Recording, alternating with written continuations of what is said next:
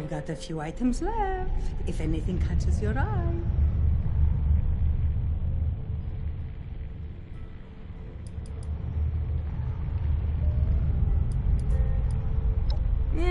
I have seen better places, but then I have also seen much worse.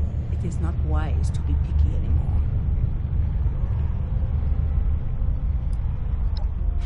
That old thing?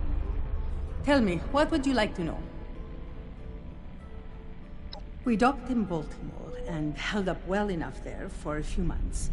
But it was a brand new world, and power was in reach for people who had never tasted it before. Eventually, supplies started running low, so they took it into their own hands to deal with the problem. Situations like that can turn even the nicest people into the nastiest bastards.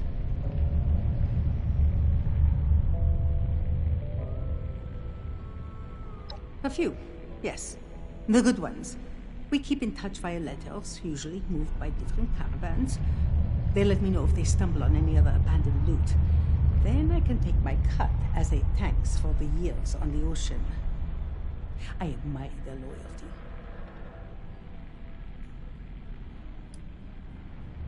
Most stayed on the ship, the ones that could handle that sort of dynamic.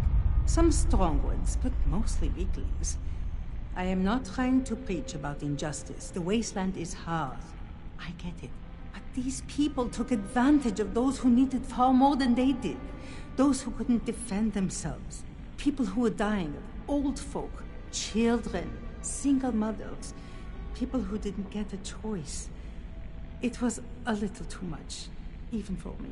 But it was a lifetime ago now. Best not to dwell. Or my own sanity may not forgive me.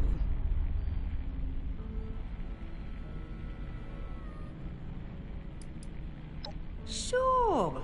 I'm an open book. Yes, I did. There were a few of us. Myself and 20 others from all around the world, each with their own reasons for being out there. A ship is a good place to run from your old life.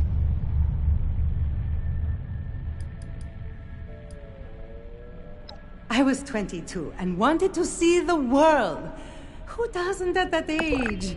I started off scrubbing decks and moving boxes, but I worked my way up and made the changes I wanted to see.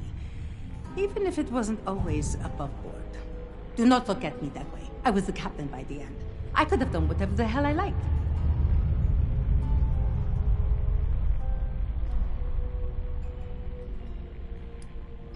You sound surprised. I was good. People listened to me, and I worked hard. I just sought the freedom of the open ocean. To be a leader was never really my intention. But sometimes opportunities arise, and we must grasp the bull by the horns or risk missing out.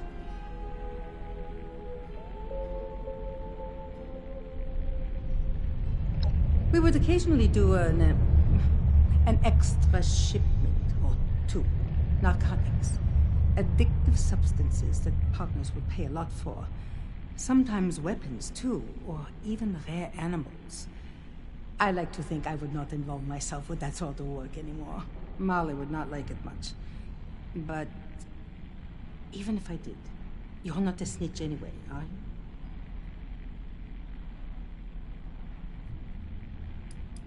you? Sure. What interests you?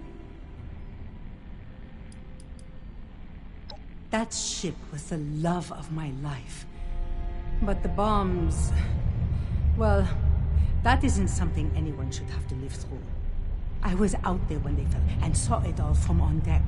It was eerily quiet amidst all that disaster. We watched cities burn. Well, I was having a nice day. Thanks for dredging all that up. Just kidding, I don't mind. Not a damn thing we can do about it now anyway.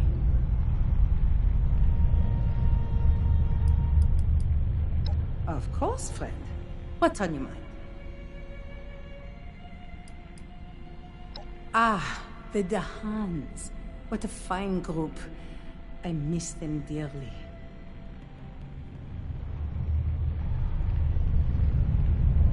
My father is a great man. He was a baker, and the delicacies he would create. I miss them every day. The lemon meringue tarts were heavenly. My mother, however, is a mystery.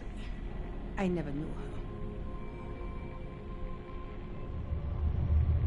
I wrote down everything I wanted to say.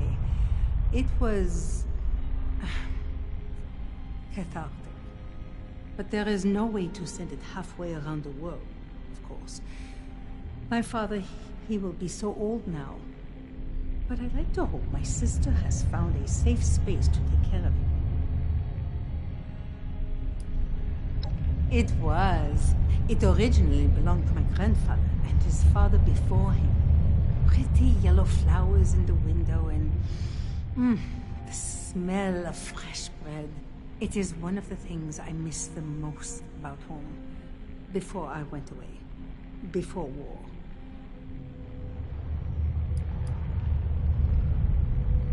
Unfortunately, I fear you are correct. My father was always very paternal. Even toward annoying children. He was a favorite among my cousins. He would make delicious desserts, and we would all share them together, as a family. He is the best man I know.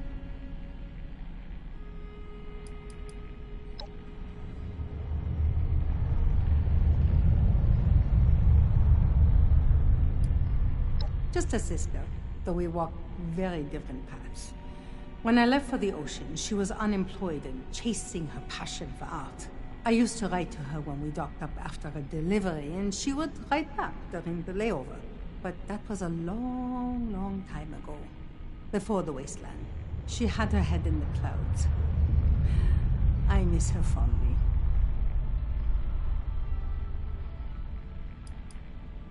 Just me. And I don't plan on changing that anytime soon.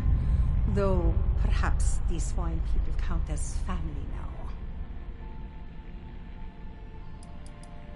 What do you need? Such a place of beauty. I miss it fondly. The food, the open fields, bike rides, and the people. It is the homeland of myself, after all. I cannot imagine the war was kind to it.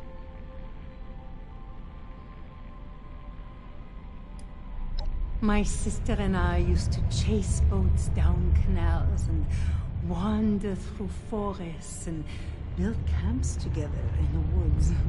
Those memories, though they are aging, they are precious to me.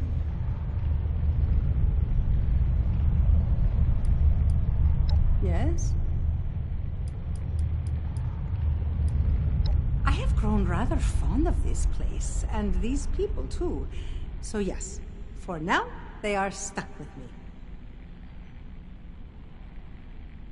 Indeed, a fine leader that girl is proving to be. I wonder what the plans are beyond this place. Won't? No. I'm tolerating him, we will say. Is he still irritating? Yes. That fact remains indisputable. But I like him enough.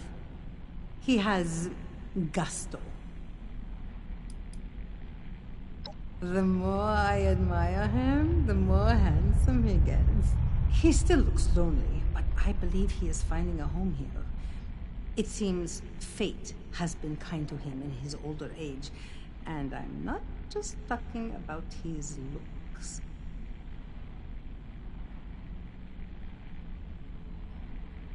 I'm glad. It is nice to be part of a crew that has each other's backs. I think it took her a little while to warm to the Brahmin, but she seems to be finding her place here. I see the way she looks at Marley, too. But you know me. I am not one to gossip. Tell me, what is on your mind?